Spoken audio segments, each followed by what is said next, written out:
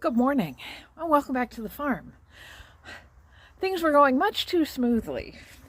Not that things are going awkwardly now, because, look at this weather. What could be wrong in weather like this? But chicken math has struck. I don't know if I told you. I've been trying to get 3 Copper Marans hens and 3 Americana hens to add to my flock.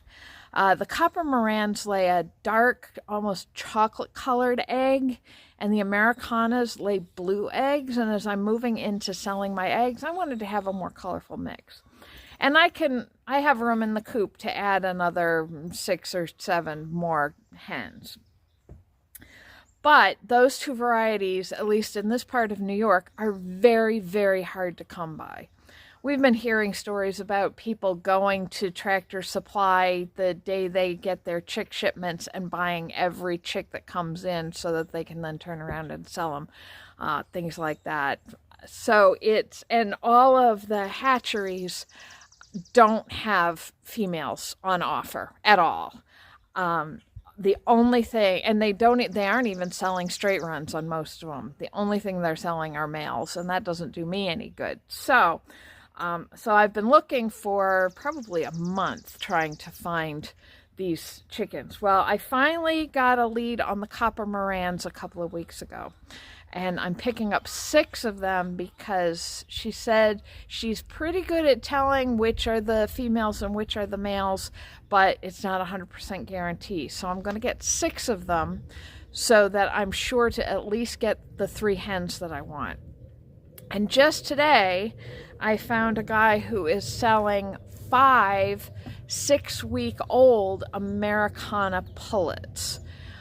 He says he was told that they were females, but that's never a guarantee. So I'm going to get all 5 of those, and once I know the genders or the sexes on both of these, then I'll reduce down to just the 3 of each that I want, and I can sell the rest. And I should be able to make back most, if not all, of the money that I've spent on these chickens. So it works out fine.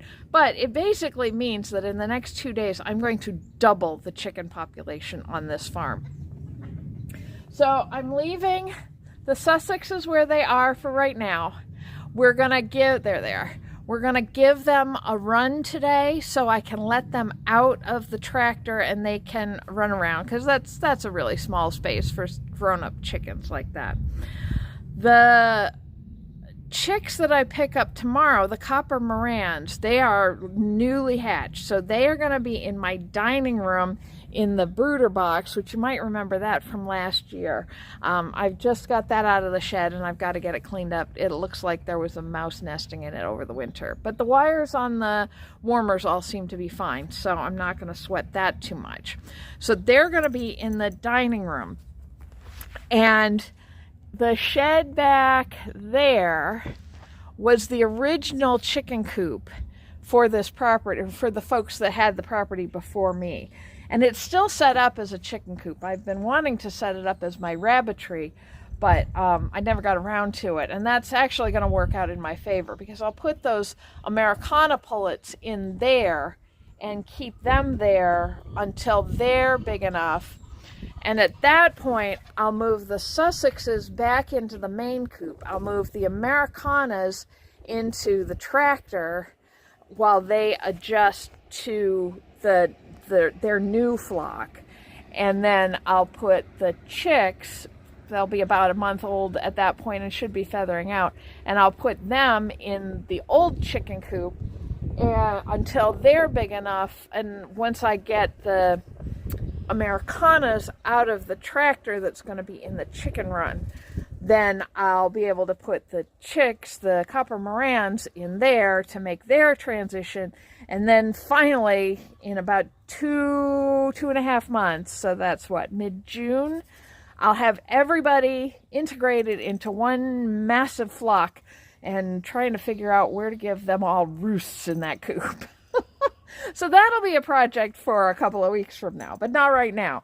Right now, I've got to get the coop set up, I've got to get the brooder set up, and I've got to get the fence up for the Sussexes all before I go to pick up the Americanas tomorrow. So first thing I have to do is get that fence set up for the Sussexes. So let's give them a little freedom on this beautiful day.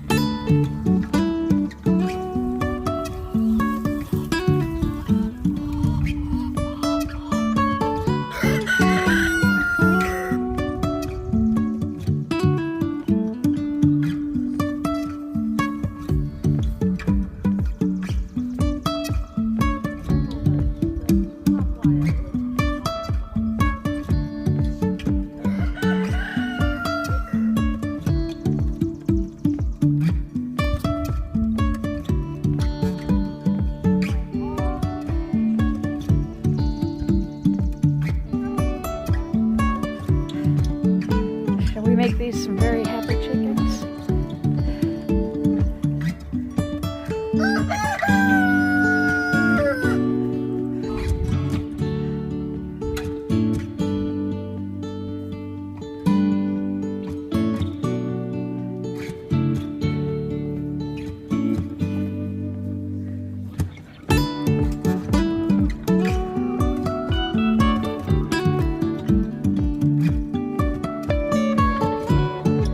Set the water out to hold the door open. That's a happy sound.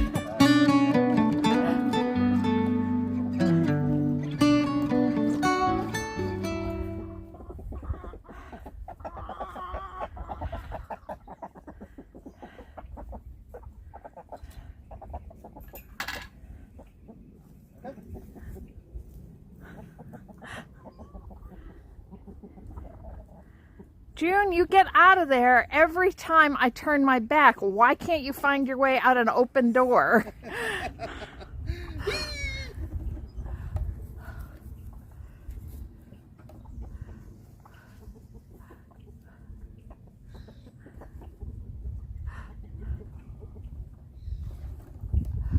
So they're now out of their coop or out of the tractor and on grass.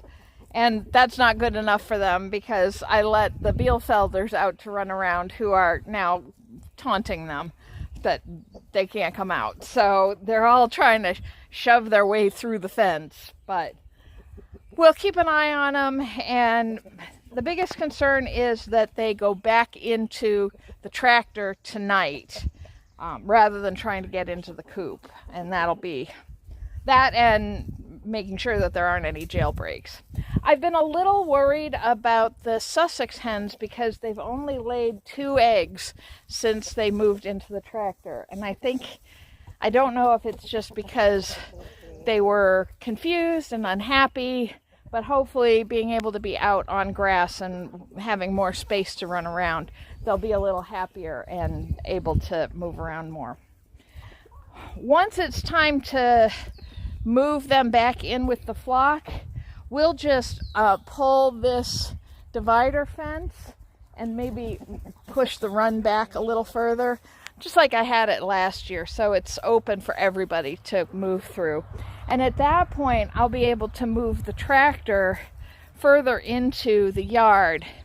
And as we add the chickens into that to adjust them to being part of the flock, then they'll be in that, but they'll still be able to interact. So I think the system is going to work out well. And then next year, if I decide I want to do purebred eggs again, depending on what roosters I keep, Henry's kind of on my short list right now because he's a little aggressive with the girls.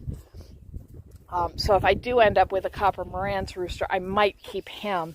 And I wouldn't put Henry in the freezer because he is, in general, a good rooster. He's just a little tough on the girls. But I think if he had more girls, he could spread the love, if you will. All right, well, that takes care of that. Morgan has set himself a project today, and he's going to start cutting down the pine tree that's fallen down in the upper pasture and starting to clean that up. That's a project that's been needed to be done since I moved here. And that's the kind of thing you just nip away in bits and pieces. And I've got to get the brooder set up. So my lunch break today is I'm going to run out to the Homestead Supply Store and get the shavings and stuff that I need for the new chicks coming in.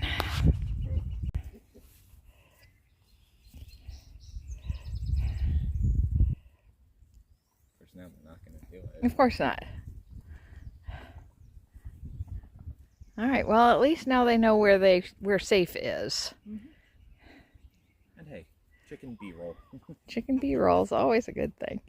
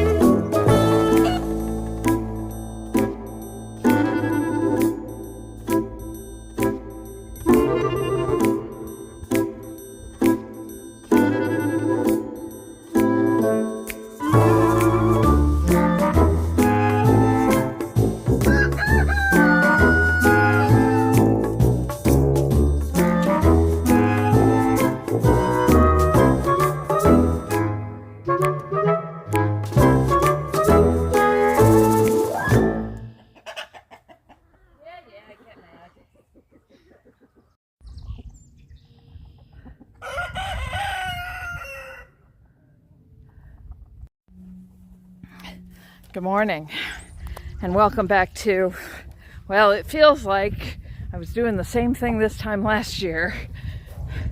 Although, no, that would have been a couple of months from now. But it's the same chickens that I couldn't keep in the chicken tractor run when they were pullets. And they found a way to get under that fence. But I think I know where, and I'm going to say this for posterity. Morgan, you were right. That spot that was low is, I think, exactly where they're getting out. So I've got a couple of landscape staples, so I'm going to stick that in there. And then I think I'm going to electrify the fence just to keep them from trying to get out. But then I've got getting ready stuff to do. We've got to get the brooder set up for the chicks coming tomorrow. I've got to finalize the prep that I made in the old coop for the pullets that are coming today. And I gotta lock these guys in, so let's get to it.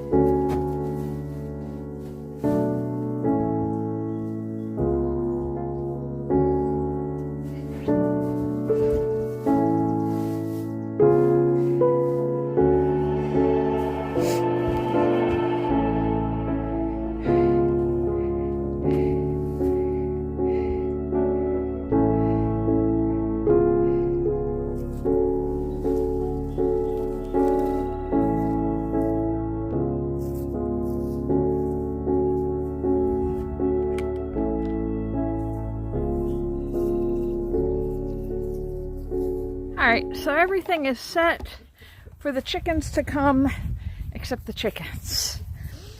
I just got a message from the person that I'm buying the Araucanas from that are going to go in the shed. And he's had something come up and has to run to Syracuse for the evening. So I'm not going to be able to pick those up tonight. So I'm going to get those tomorrow night, but I'm going to go and pick up my chicks, my Copper Marans chicks, in Elmira tomorrow morning, which is another 2-hour drive. So tomorrow's going to be a lot of time spent in the car and a lot of time getting adjusted to new chickens. So, not what I was looking forward to. I was looking forward to being able to stagger it over 2 days and actually spend some quality time with each of the groups of chickens before they come. But it is what it is. Everything's ready, except I've got to get the feed in for the chicks. But I have that. It's in the big shed, so I just have to get it in the house. So that's not a big deal. But, so everything's ready. And I guess I'll see you back here tomorrow to collect chickens.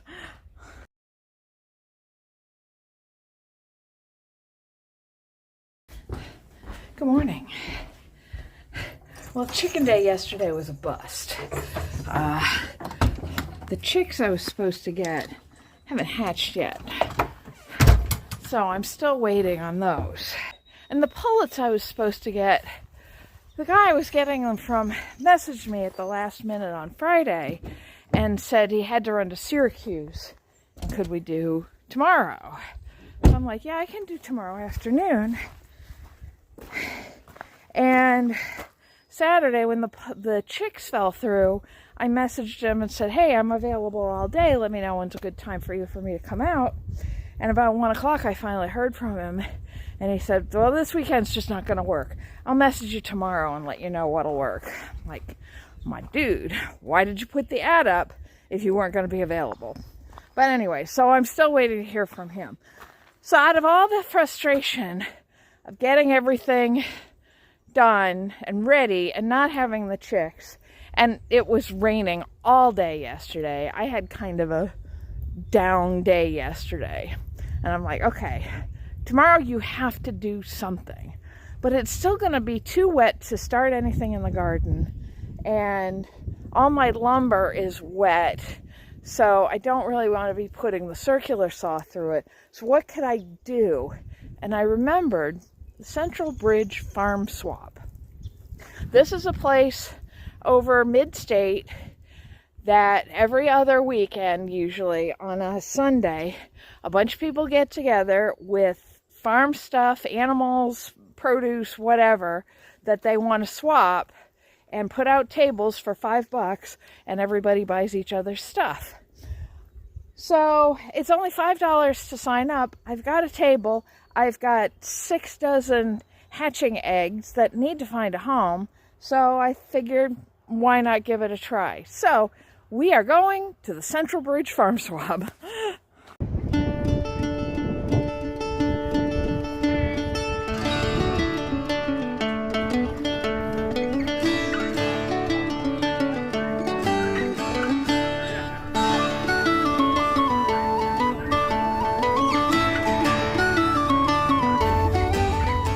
So my mom is very eager for me to pick up a pair of Kune Kune pigs, which I'm not doing because I'm not set up for it, and I don't know how I would water animals in the winter, so that's not happening.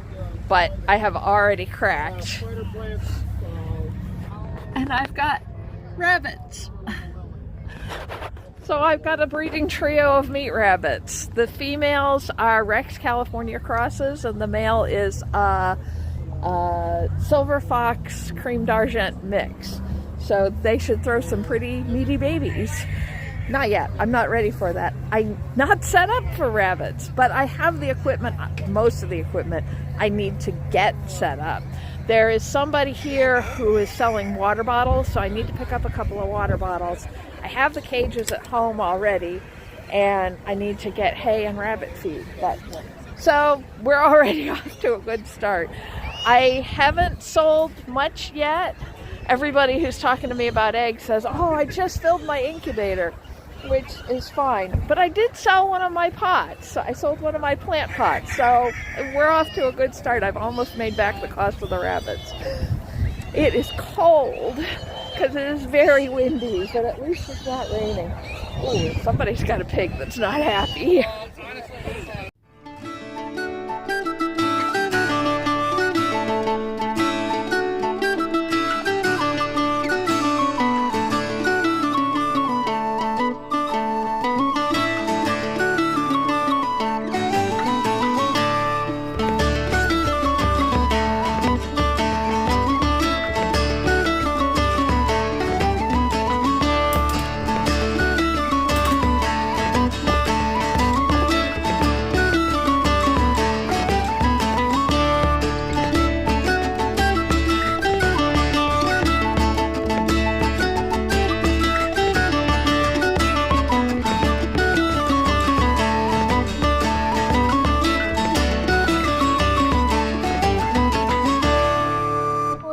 In one piece. We made a couple of pit stops to get the supplies I need, because obviously I spent the week getting ready for chickens, not for rabbits.